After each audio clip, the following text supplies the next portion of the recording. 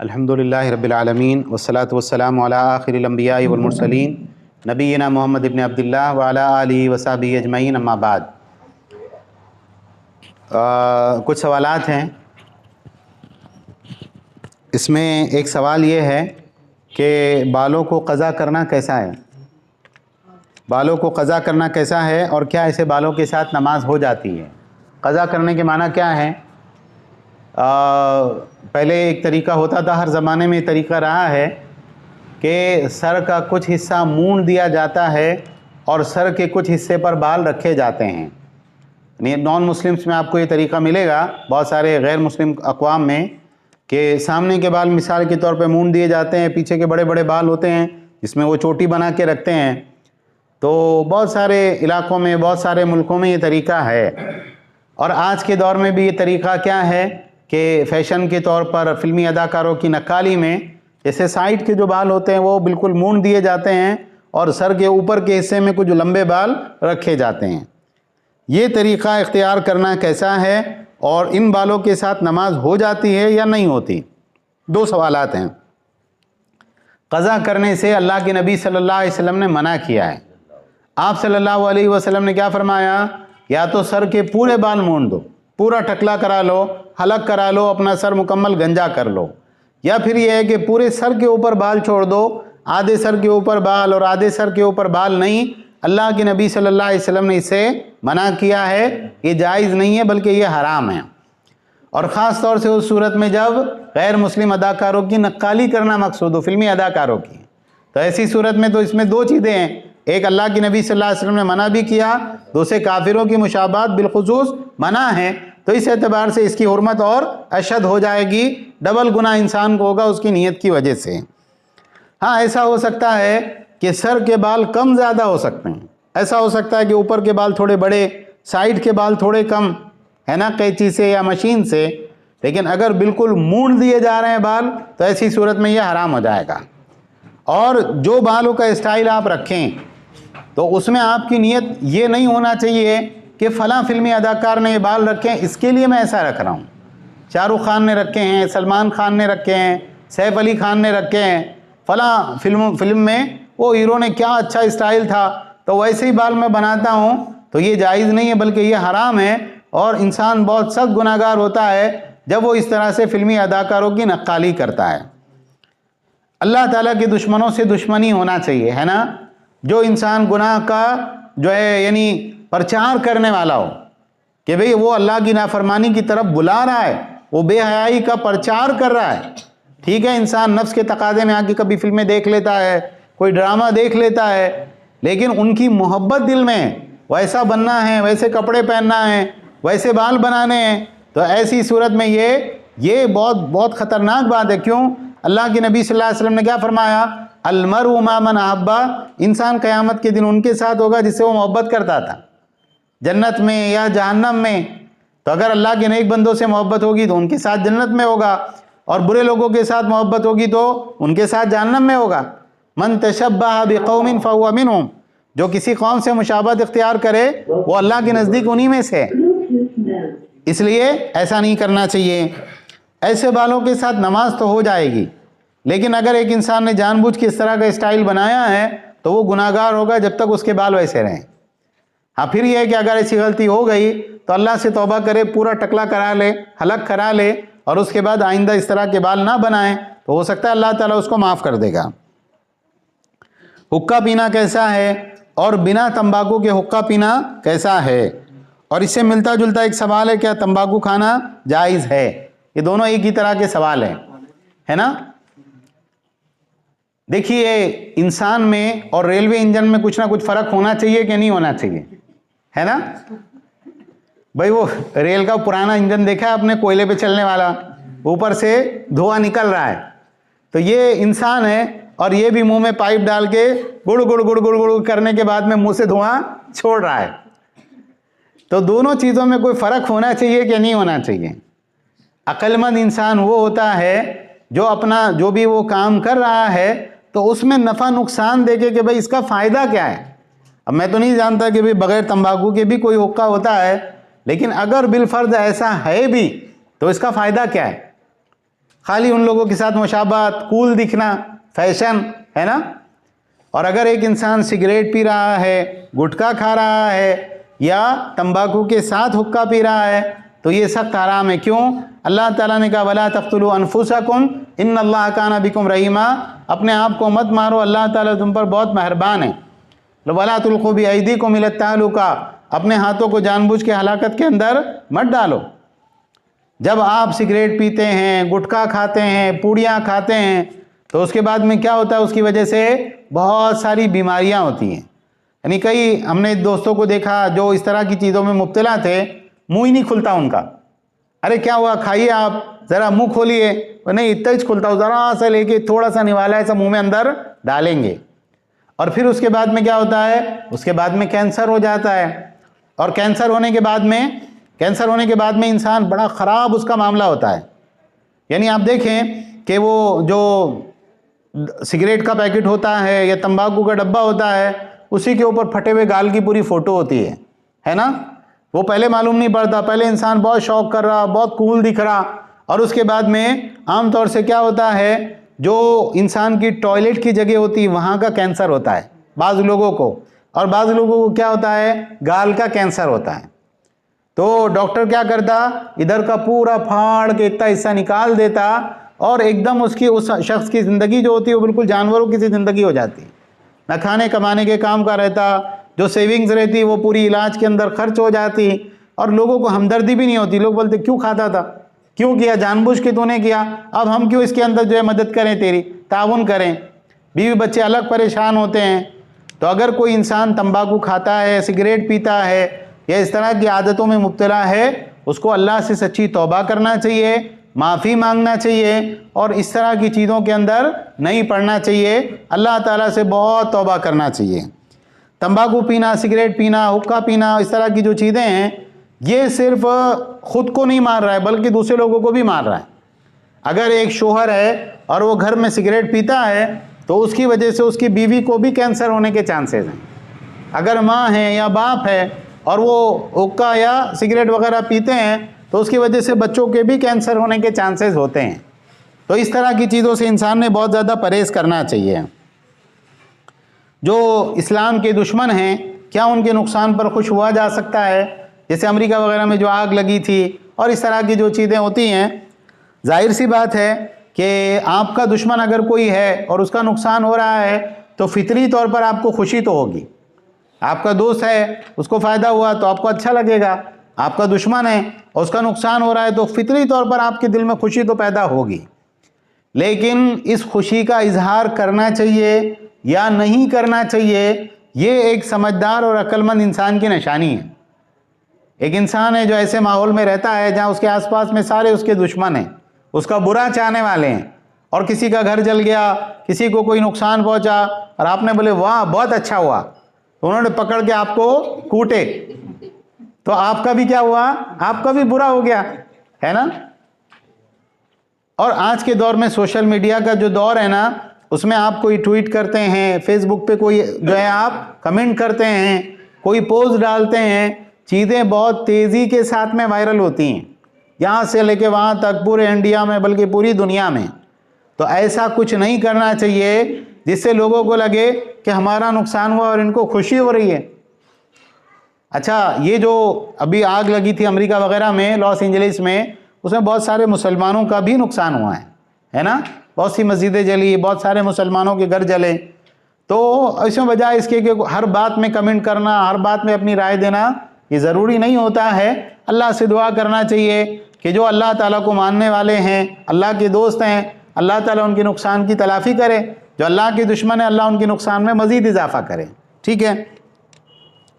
जब बाजमात नमाज पढ़ने के बाद में अपनी बची रकात पढ़ने उठे तो कब उठे?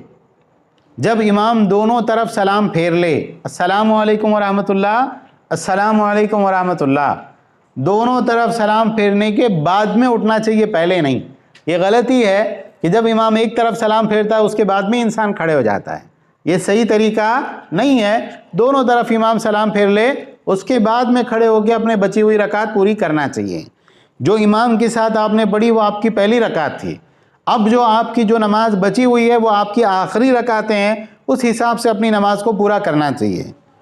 गूगल पे पर कैशबैक लेना कैसा है, अल्लाह आलम। मुझे यानी मैंने बहुत गौर किया इस मसले में, लेकिन मुझे समझ में नहीं आया कि ये पैसा असल में कैसा है। यानी हम क्या समझे इसको, एक इनाम समझे, एक तिजारती रियायत समझे जैसे बहुत सी मुख्तलिफ़ कंपनियां देती हैं। फिर वो मसला भी फाइनेंस का है, यानी वो पैसे वैसे का मसला है जो गूगल पे है, फ़ोन पे है। आमतौर से उनका जो भी मसला है वो क्या है, ट्रांजैक्शन का मसला है। तो एहतियात की बात इसमें है कि इंसान वो पैसे इस्तेमाल ना करे, बल्कि वो निकाल के किसी गरीब को बग़ैर सवाब की नीयत के दे दे। मैं इसमें हलाल हराम की बात नहीं कर रहा, मुझे मालूम नहीं, इसलिए मैं कह रहा हूँ कि एहतियात इसमें है कि आप वो निकाल के आप दे दें। और कोई बहुत ज़्यादा पैसे भी नहीं रहते, वो 5-10 रुपये कभी कभार मिलते हैं, तो ऐसी सूरत में उसको निकाल के किसी को दे देना चाहिए, एहतियात करना चाहिए।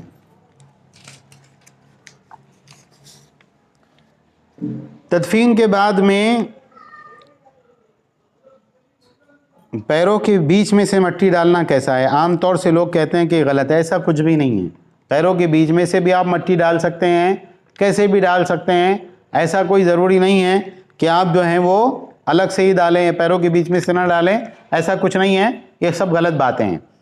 अच्छा, एक चीज़ जो मैं भूल गया इसमें और वो अहम है, वो क्या है, जब कब्र बन जाती है तो बहुत सारे लोग हालो लेके आते हैं, है ना, हालो लेके आते हैं और हालों के बीच कब्र के ऊपर बिखेर देते हैं।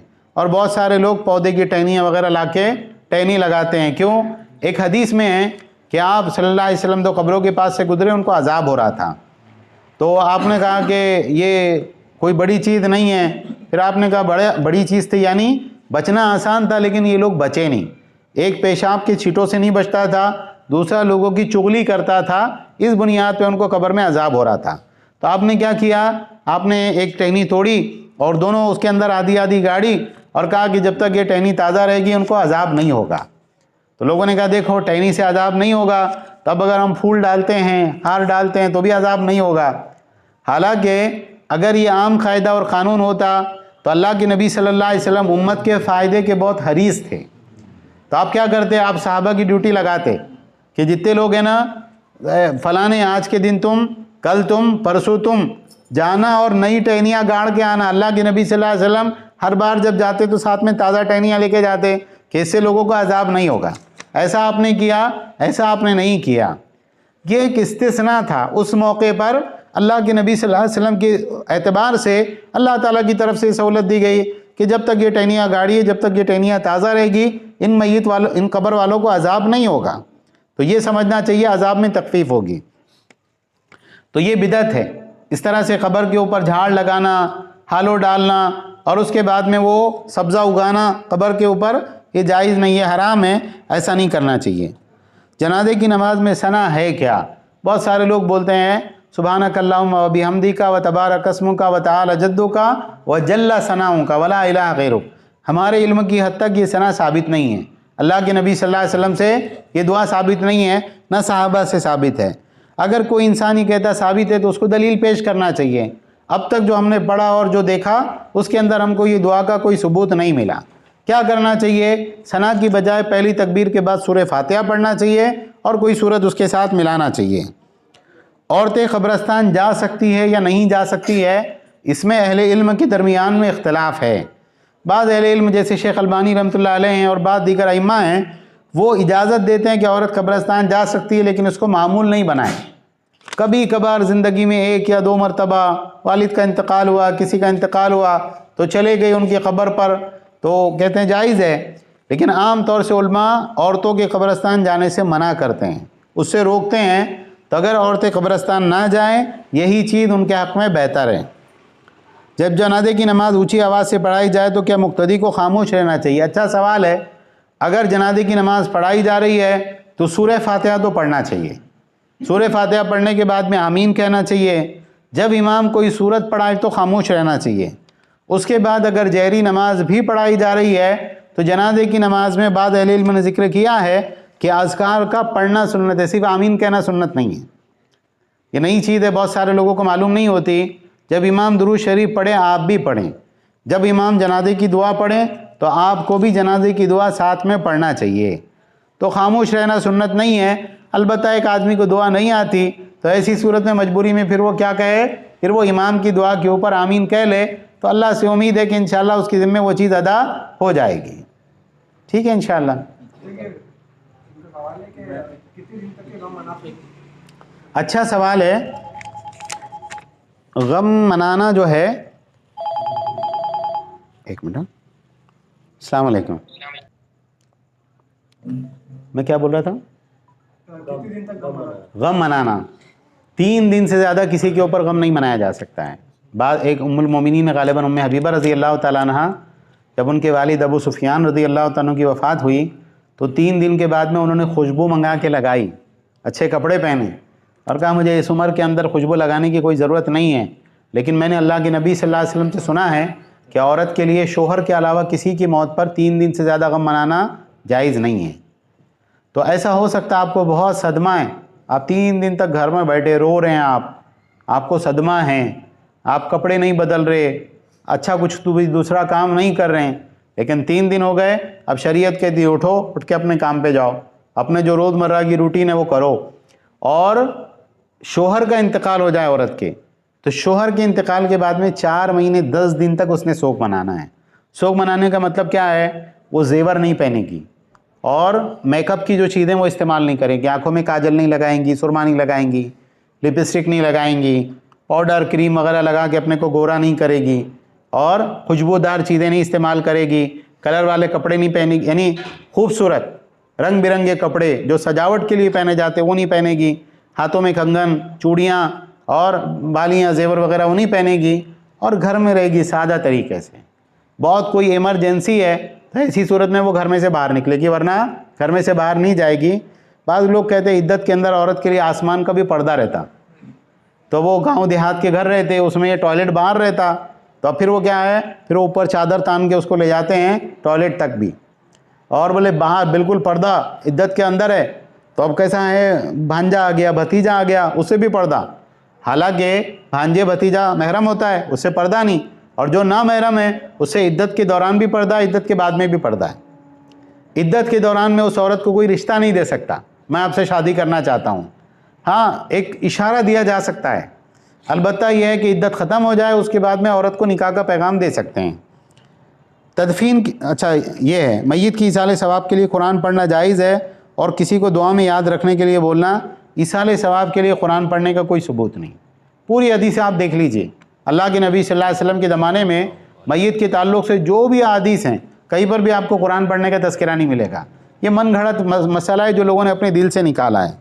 और दुआ में याद रखने के लिए ये रस्म के तौर पर नहीं, वाकई बोलना चाहिए आप हमको दुआ में याद रखें, और जो कह रहा हाँ इंशाअल्लाह, तो फिर उसके लिए ज़रूरी है कि वो दुआ में याद रखें।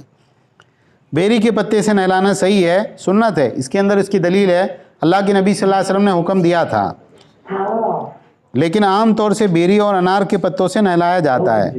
बेरी के पत्तों का तस्करा है, अनार के पत्तों के बारे में इस वक्त याद नहीं है, गालिबन हो सकता है वो भी हों।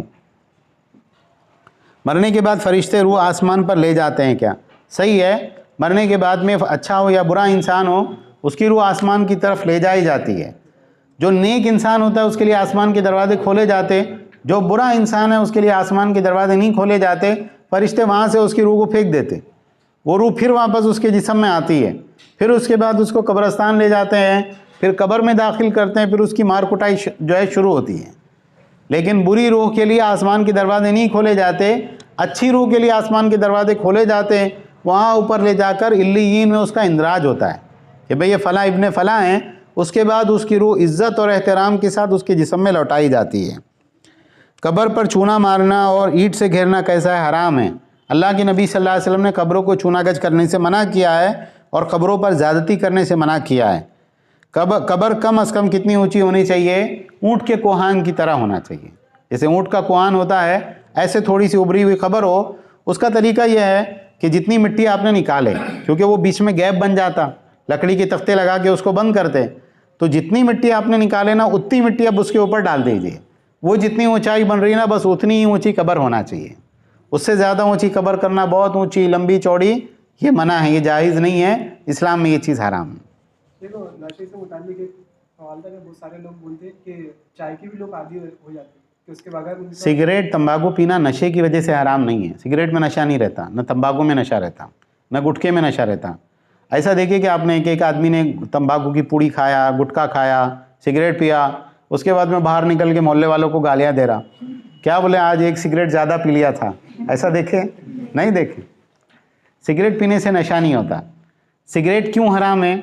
सिगरेट इसलिए हराम है कि उससे आपकी जान चली जाएगी, आप तरह तरह की बीमारियों का शिकार हो जाएंगे।